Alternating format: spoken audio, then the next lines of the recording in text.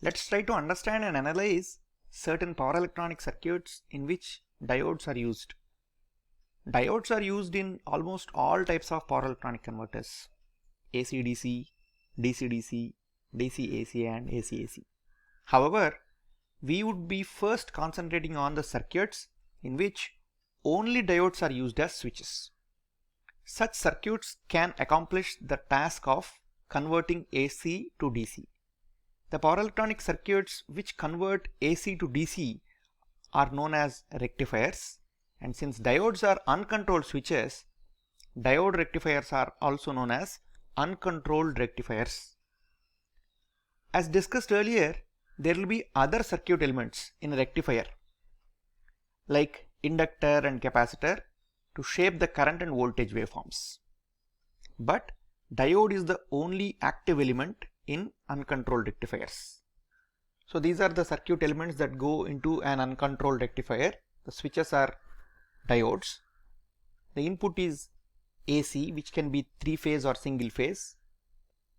Typically single phase AC voltage is 230 volts RMS and 3-phase AC voltage is typically 415 volts RMS. This is line to line, and the load is connected on the DC side, which is usually resistive. So what are we interested to know about these rectifiers? It will be clear if we recall the wish list of the characteristics of a power converter we created and apply that here.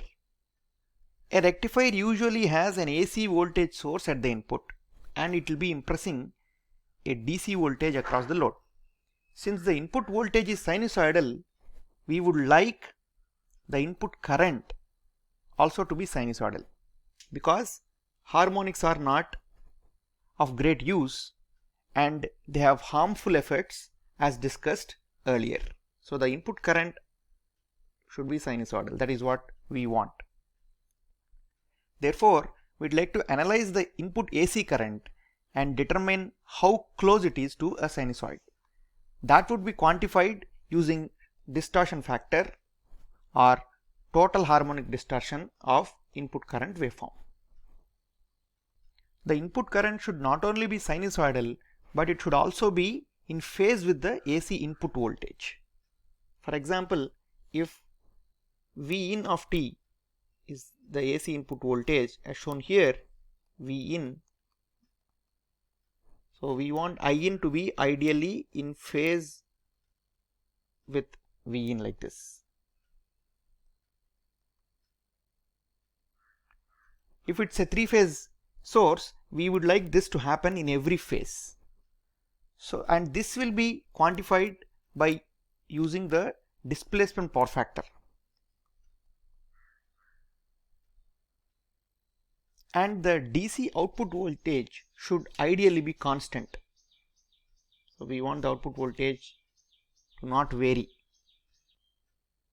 So this is the output voltage that we would like to have ideally, but in reality it varies with time.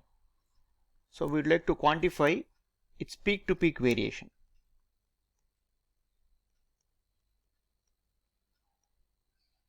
Peak to peak ripple. And the rectifier should have no power loss, but in reality it does.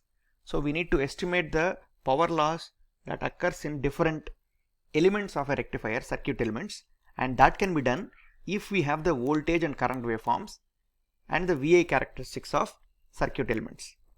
One can also incorporate the other characteristics of ideal power converter we have considered earlier. However, as mentioned earlier, we are only concerned about waveform quality and efficiency of power electronic converters in this course. If you observe, we need voltage and current waveforms across different elements in power converter as functions of time to study the characteristics of interest. So how do we proceed? We'll use the same procedure that was followed in module 1 to analyze the circuits with ideal switches. We first need to know the states of switches. If you recall the discussions in module 1, we were given the switch states to start with. When is a particular switch on or off? But when we have diodes used as switches, the states need to be determined, as they are influenced by external conditions, external circuit conditions. So once we know the switch states, we apply KCL and KVL and the principles of periodic steady state to arrive at expressions for voltages and currents of interest. So the voltages and currents interest are again obtained as functions of time, V of t and I of t. Using the voltages and currents as function of time, we can plot the waveforms, voltage and current waveforms of interest, and these waveforms can be analyzed using different waveform measures which we have already defined. The voltage and current waveforms across a circuit element can also be used to estimate the power loss occurring in that circuit element. We will be looking at switches here, and we will need the VI characteristic of the switch to estimate the conduction loss. Switching loss can be estimated using the information from voltage and current waveforms for given transition times, turn on and turn off times. It is important to note that the real VI characteristic of switches are used only for loss calculations. As far as the circuit analysis is concerned, we will use the idealized VI characteristics. So we calculate the loss in a switch by using the voltages and currents which are obtained assuming the switch is ideal. It sounds a little contradicting, but it gives a very reasonable estimate of power loss by simple calculations. Moreover, the voltages that we encounter in power electronic circuits are far greater than the small voltage drops of 1 volt or 2 volt that occur in switches, and therefore this method of loss calculation gives good estimate. However, when the voltages and currents of interest are of the order of few volts, the use of ideal VI characteristic for a switch may not be a good idea. So the first step in our analysis is to determine the state of a diode in a circuit. How do we determine? Let's try to understand this with an example. Here we have a voltage source Vi and a diode, the resistor. So the voltage across the diode is denoted as Vd and that across the resistor is denoted as Vr.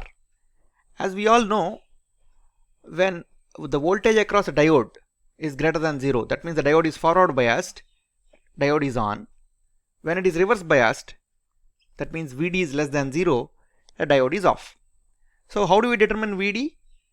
Vd can be obtained by KVL. So Vi minus Vr is equal to Vd. The input voltage Vi can be given, but Vr depends upon the state. To determine Vr, we should know whether D is on or off, and this Vr is needed to know whether diode is on or off. So this cyclic problem can be solved like this. We assume the state of a diode and see whether the circuit conditions satisfy the characteristics of a diode. For example, let us say we assume D is on. We know that when a diode is on, it can only conduct positive current. So ID cannot be less than 0. ID is the current through this diode. So when we assume that D is on, that means Vd is 0 because we have assumed the ideal diode characteristics. Then what is the current in this circuit? ID is equal to Vi by R, when R is the resistance. And if Vi is greater than 0, that means ID will also be greater than 0. So we have assumed that the diode is on and its current is greater than 0, is found to be greater than 0, given that the input voltage is greater than 0. So our assumption is correct. So this state is valid state. What happens if we assume that the diode is off in the same circuit? Under that given conditions, assume diode is off. We know when a diode is off, its voltage cannot be greater than 0. You cannot impress a positive voltage across the diode and expect it to be in the off state. It starts conducting. A diode can block voltage only in the negative direction. So what is the voltage across the diode when it is off? In this circuit, Vd is again equal to Vi minus Vr. Since we have assumed diode is off, Id is equal to 0 and Vr is Id times R. So Vd will be Vi. And given that Va is greater than 0, our Vd will also be greater than 0. That violates the property of the diode. We have assumed that the diode is off, but we found that the voltage across the diode is positive. So this is an invalid state for this circuit.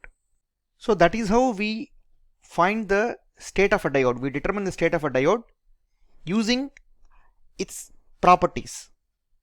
A diode cannot conduct negative current when it is on, and a diode cannot block positive voltage when it is off. So we use these properties to arrive at the states of a diode. Once you know the states of a diode, then everything else is straightforward.